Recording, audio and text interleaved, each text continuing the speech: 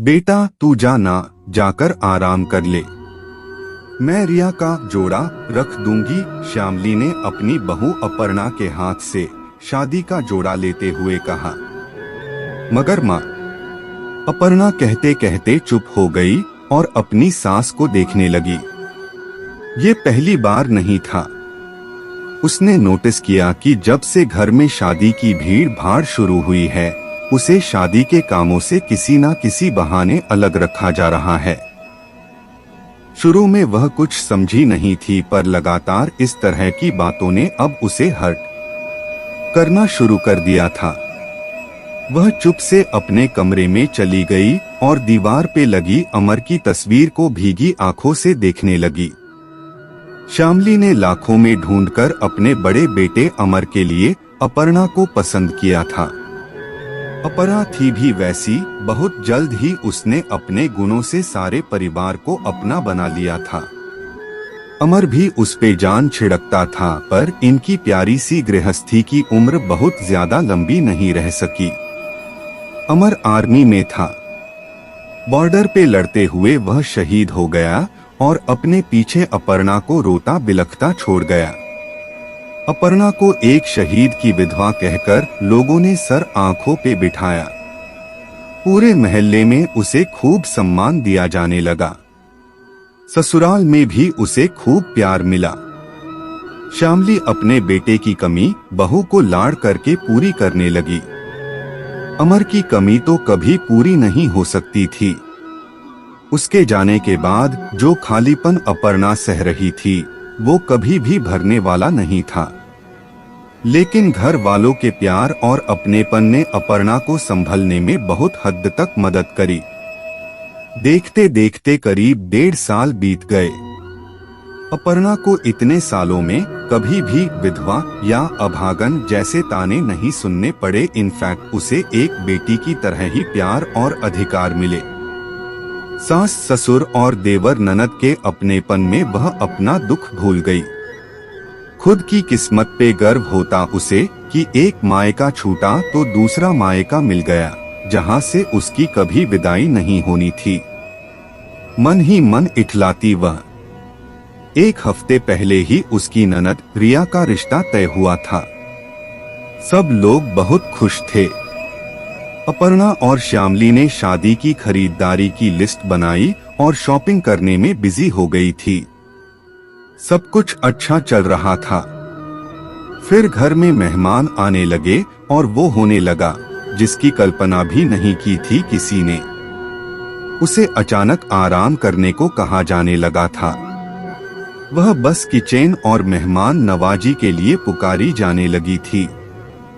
शुरू में उसने गौर नहीं किया, पर एक दिन जब मोहल्ले की औरतें गीत के लिए आई और वह भी शामिल होने लगी, तो काकी ने फुसफुसा के श्यामली के कान में कहा, देख बहू, शादी ब्याह की बात है। सुहागिनों के आशीर्वाद से बच्ची का घर बसेगा, लेकिन जिसका खुद का सुहाग नहीं रहा, वो कैसे सुहागन होने का आशीर्वाद देगी। सच तो यही है ना कि बहू विधवा है। उसे शगुन के कामों से दूर ही रख। कैसी बातें करती हो काकी? बेटी है वह हमारी, और आज के जमाने में ये सब कौन देखता है। उसने पति खोया तो हम सबने भी एक रिश्ता खोया। इसका मतलब तो हमें भी शगुन के कामों में नहीं रहना चाहिए। श्यामली ने कह तो दिया, पर माँ का मन काकी की कही बातों को पूरी तरह नकार नहीं पाया था। मैंने तो भले की कही बहू, बाकी तुझे जो ठीक लगे, काकी ने हाथ नचाते हुए कहा और अपर्णा को घूर के देखा। अपर्णा ने सुना अनसुना कर दिया था। उस दिन के बाद से उसने नोटिस किया कि उसकी माँ जैसी सास अचानक से सास बन गई थी, जिसकी बहू अभागन थी, जिसने घर घुसते ही अपने पति को निगल लिया था। श्यामली ने खुलकर अपर्णा से कभी कुछ नहीं कहा, लेकिन उनके व्यवहार में अपर्णा ने सब कुछ महसूस कर लिया था। अपर्णा टूट गई। श्यामली के व्यवहार का बदलाव घर में भी सबने महसूस किया, लेकिन किसी ने ज्यादा ध्यान नहीं दिया, क्योंकि ये सब कभी सपने में भी नहीं सोच सकते थे वो लोग। शादी का जोड़ा श्यामली को पकड़ाकर बुझे मन से वह अपने कमरे में आ गई थी। आज उसे अमर की कमी बहुत महसूस हो रही थी। ना चाहते हुए भी फुट फुट कर रोने लगी वह। उसे समाज के तानों से मतलब नहीं था, लेकिन अपनी मां समान सास से ऐसी उम्मीद नहीं की थी उसने। आखिरकार थककर उसने नियति को स्वीकार कर लिया और खुद को शादी के रिवाजों से अलग कर लिया। भाभी भाभी भाभी, मेरे चूड़ियों का सेट नहीं तैयार किया आपने अब तक। रिया उसे खोजती हुई कमरे में आ गई। अपर्णा को रोते देख रिया को जैसे जोर से झटका लगा। भाभी, आप रो रही हैं? क्या हुआ भाभी? तबीयत ठीक नहीं है क्या? मम्मी को बुलाओ क्या? रिया घबरा गई। पिछले 1 साल में उसने अपर्णा को हमेशा मुस्कुराते ही देखा था। नहीं रिया, कुछ नहीं, बस आज अमर की बहुत याद आ रही है, अपर्णा ने मायूस आवाज में कहा और फफक कर रोने लगी। रिया ने उसे कस के भींच लिया। उसे समझ नहीं आया कि अचानक सुबह से गहमा गहमी थी, घर मेहमानों से भरा हुआ था। रिया की बारात बड़े धूमधाम से दरवाजे पे लगी थी। रिया की नजरें बस अपनी भाभी को ढूंढ रही थी, पर अपर्णा ने सर दर्द का बहाना बना दिया था और अपने कमरे में चली गई थी।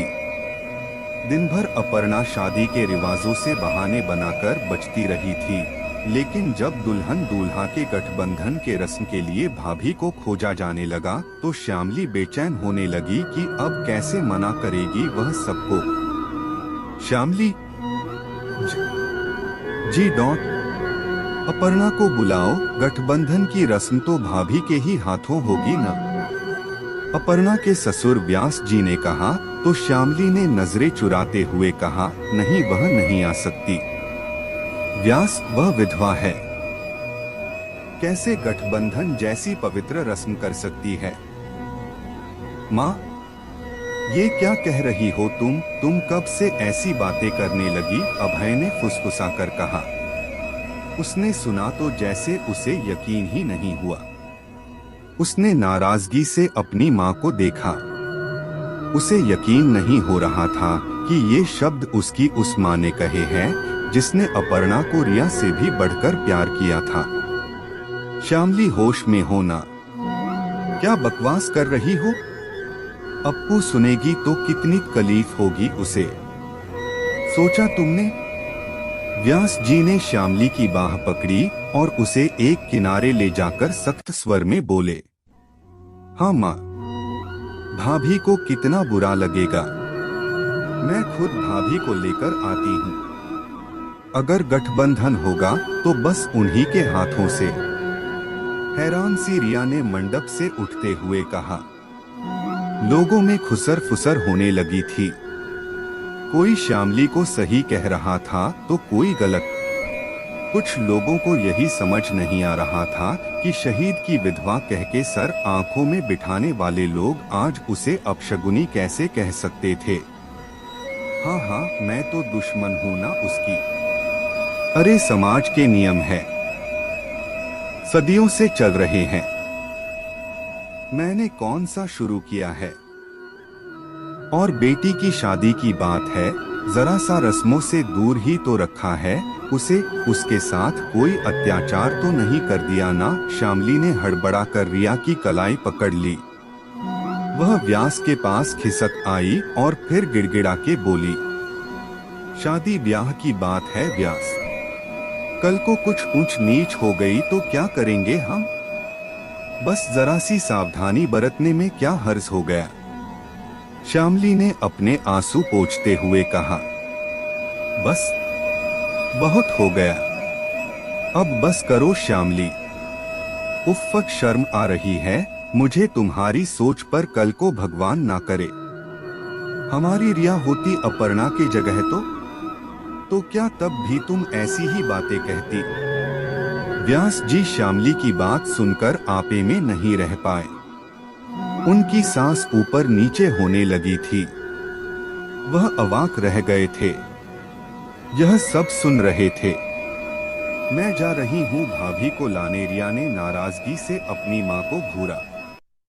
तो रुक, रिया में लेकर आता हूँ भाभी को। श्यामली को घूरता हुआ अभय अपर्णा के कमरे की तरफ बढ़ गया।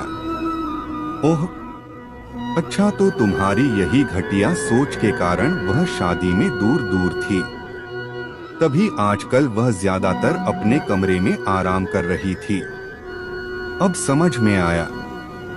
व्यास जी को जैसे अचानक ही शादी के नियमों के दौरान अपर्णा के दूर दूर रहने का कारण समझ में आ गया। उफ, क्या बीत रही होगी उस बच्ची पे। कैसे सहा होगा उसने अपनी माँ का यह सौतेलापन। ओह श्यामली, तुमने ये क्या किया। व्यास जी अपना सर पकड़कर वही पास ही एक कुर्सी पर ढह गए। श्यामली एक पल को दुविधा में पड़ गई। उसकी आंखें सोचने वाली स्थिति में सिकुड़ के छोटी छोटी सी हो गई थी। भाभी चलिए, उठिए, बहुत हो गया। मंडप में चलिए, रिया वेट कर रही है आपका, अभय ने अपर्णा के कमरे में कदम रखते हुए आदेशात्मक लहजे में कहा। अभय, मेरी तबीयत ठीक नहीं है, मैं नहीं आ सकती, अपर्णा ने अपने आंसू छुपाते हुए कहा और नजरें नीची झुकाकर अपने पांव के अंगूठे से जमीन को रेदने लगी। बस बहुत हो गया आपका बहाना, हमें सब पता चल गया है। आप इस घर की बहू है। भैया के नहीं रहने से आपका ये हक कम नहीं हो जाएगा। वैसे तो हमने भी भाई बेटा खोया है, तो अपशगुन का काला टीका सिर्फ आप ही के हिस्से में क्यों भाभी। आप चलिए बस। अभय ने सिसकती हुई अपर्णा की कलाई पकड़ी और उसे खींचते हुए मंडप में ले आया। अगर अपर्णा आगे बढ़ी तो मेरा मरा मुंह देखोगे सब, मैं कह रही हूँ। अचानक ही श्यामली अभय के सामने आते हुए चीखी। माँ। रिया चीख पड़ी। श्यामली, व्यास जी की आंखों से आंसुओं की बारिश होने लगी थी। वे बेबस से उठे और अपर्णा के सर पे हाथ रखकर वहां से जाने लगे। माँ, भाभी का विधवा होना अगर इन्हें गुनहगार बनाता है तो अब से ये विधवा नहीं रहेगी। मैं ब्याह करूंगा इनसे, मेरी ब्याहता है ये आज से। मैं मांग भरता हूँ इनकी और अब से अभय की सुहागन है ये, इस घर की बहू।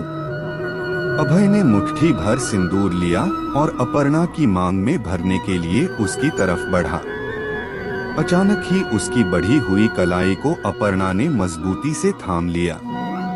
उसने आहिस्ते से अभय की कलाई को छोड़ा और श्यामली के सामने जा खड़ी हुई। आंसुओं से भीगा चेहरा और सैकड़ों सवालों से भरी आंखें उठी और वहां उपस्थित सारे लोगों से जैसे अपने सवाल के जवाब मांगने लगी। माँ, अमर से मेरा रिश्ता 7 जन्मों का जरूर था, लेकिन क्या आपका रिश्ता उनसे इतना कमजोर था कि उनके जाते ही वो टूट गया। उनके जाने के बाद मेरा नाम बदल दिया इस समाज ने और मैं उनकी विधवा कहलाई, और ये नाम जीवन भर के लिए इस सफेद साड़ी के रूप में बांध दिया गया मुझसे। तो आप पापा, अभय, रिया, आप सबको समाज ने कोई नाम क्यों नहीं दिया, जबकि मेरा रिश्ता तो उनसे बस कुछ साल पहले जुड़ा था। लेकिन आप सब तो खून के रिश्ते से जुड़े थे ना। बताइए ना माँ, ऐसा क्यों होता है कि जब पत्नी की मृत्यु होती है तो पुरुष के लिए समाज किसी तरह का कोई बंधन, कोई बेड़ियां, नियम कायदे नहीं बनाता है, लेकिन जहाँ पति की मृत्यु हुई की माँ, एक स्त्री की जिंदगी की डोर विधवा या सुहागन के नेम टैग पर ही क्यों टिक जाती है माँ। मंगल सूत्र के रूप में पुरुष के नाम का एक पट्टा टांग दिया जाता है स्त्री के गले में, जैसे कि किसी कुत्ते के गले में उसके मालिक के नाम का पट्टा। और ये मंगल सूत्र, ये सिंदूर, ये बेजान चीजें क्यों कर किसी जीती जागती इंसान एक स्त्री के जिंदगी जीने के तरीकों का मालिक बन जाता है माँ। ऐसा क्यों होता है कि पति के होने ना होने से पत्नी के नाम से लेकर उसकी हर एक क्रियाकलाप पर प्रश्न चिन्ह लगा दिया जाता है? क्यों माँ? क्या अमर के इत्तर मेरा आपकी अप्पू का कोई वजूद नहीं रहा? क्या अमर के ना होने से मेरा होना ना होना आपके लिए कोई मायने नहीं रखता? क्या अपर्णा की आहत हुई भावनाओं का सारा दर्द आज उसके होंठों के रास्ते बाहर आने को जैसे मचल उठा था? उसने आहत स्वर में अभय की तरफ देखा, जो आंखें झुकाए चुपचाप खड़ा था। और अभय तुमने भी अपना फैसला एक विधवा बेचारी पर थोपना ही चाहा ना? मेरी मांग में सिंदूर भरने के पहले तुमने एक बार भी मेरी मर्जी नहीं पूछी। क्यों अभय? क्या तुम्हें भी यही लगता है कि अगर मेरी मांग में किसी पुरुष के नाम का सिंदूर न हो तो मुझे एक इंसान होने का अधिकार नहीं मिल सकता है? मैं बिना पुरुष नाम के सहारे इज्जत से, अपनी इच्छा से अपनी ही जिंदगी नहीं जी सकती हूँ। ऐसा ही सोचा ना तुमने भी? अभय अपर्णा जैसे कलप कर बोली। नहीं। अभय बुरी तरह तड़प उठा अपनी प्यारी सी भाभी के इल्जाम पर। वह लगभग गिड़गिड़ाकर बोला, भाभी, मुझे माफ कर दीजिए। भाभी, माँ की कसम ने मुझे जैसे पागल कर दिया था। उस वक्त बस इतना समझा, आपका ये नालायक अभय की आपका विधवा होना अगर श्राप है तो ये लाल रंग ही उस श्राप को काटेगा। मुझे माफ कर दीजिए प्लीज। व्यास जी के कदम जहां के तहां रुक गए थे। उनकी आंखों में गर्व था। बेटा देश के लिए लड़ा था और बहू समाज के खोखले नियम के लिए लड़ रही थी। अपर्णा में उन्हें आज अमर की छवि नजर आ रही थी। जीती रहो बेटा। भगवान करे ऐसा बेटा हर घर में हो। व्यास जी ने अपर्णा के सर पर प्यार से हाथ फेरा। रिया के आंखें खुशी से नम थी। श्यामली अवाक खड़ी कभी अपर्णा को देख रही थी तो कभी वहां उपस्थित लोगों को, जो तमाशबीन बने खड़े थे और खुसर फुसर में व्यस्त थे। इन्हीं कथित समाज के 4 लोगों के लिए उसने अपनी बच्ची, अपनी अप्पू का दिल दुखाया। छी! अचानक ही उनकी नजर जैसे शर्म से जमीन में गड़ने लगी थी। अपर्णा सिसक सिसक के रो रही थी। अभय अब भी उसके सामने अपने दोनों हाथ बांधे खड़ा था। भाभी, मुझे माफ कर देना। आपको आपका हक दिलाने का और कोई रास्ता समझ नहीं आया था मेरे। काश कि इस नालायक के भेजे में इतनी सी बात आ जाती। अगर मैंने आपका दिल दुखाया हो तो जो चाहे सजा दे लेना मुझे। आप हमेशा ही अमर भैया की अर्धांगिनी के नाते ही हमारे परिवार का हिस्सा रहेंगी। लेकिन अगर आपको इस नालायक पे जरा भी भरोसा हो तो मुझे स्वीकार करके मेरा उपकार कीजिए। आपके हर फैसले का मैं तहे दिल से स्वागत करूंगा। अभय अपर्णा के पास हाथ जोड़कर अपने घुटनों पे बैठ गया। बेटा, मुझे माफ कर दे। अप्पू, मेरी बच्ची, जाने अनजाने मैंने तुझ पर बड़ा जुल्म किया। मुझे माफ कर दे बेटा।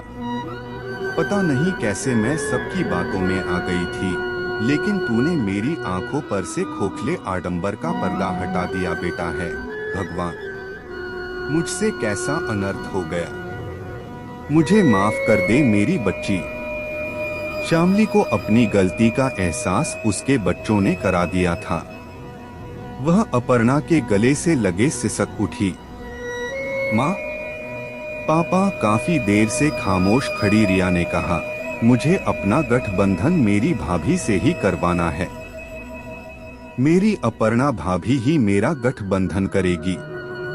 इस घर की बड़ी बहू के हाथों से मेरे गठबंधन का अधिकार कोई नहीं छीन सकता। ये समाज के ढकोसले तो बिल्कुल भी नहीं। अमर भैया के रहने या न रहने से मेरी भाभी के अधिकार और व्यक्तित्व पर कभी कोई आंच नहीं आ सकता है। ये एक इंसान का एक इंसान से वचन है। भाभी आइए आइए और मेरी भाभी, इस घर की बड़ी बहू का फर्ज पूरा कीजिए। मैं यहाँ इसी मंडप में आपका इंतजार कर रही हूँ।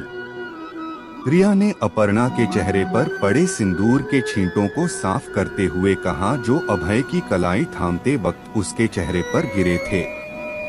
जाइए भाभी, और रही शादी की बात, तो वो फैसला पूरी तरह से आपका होगा।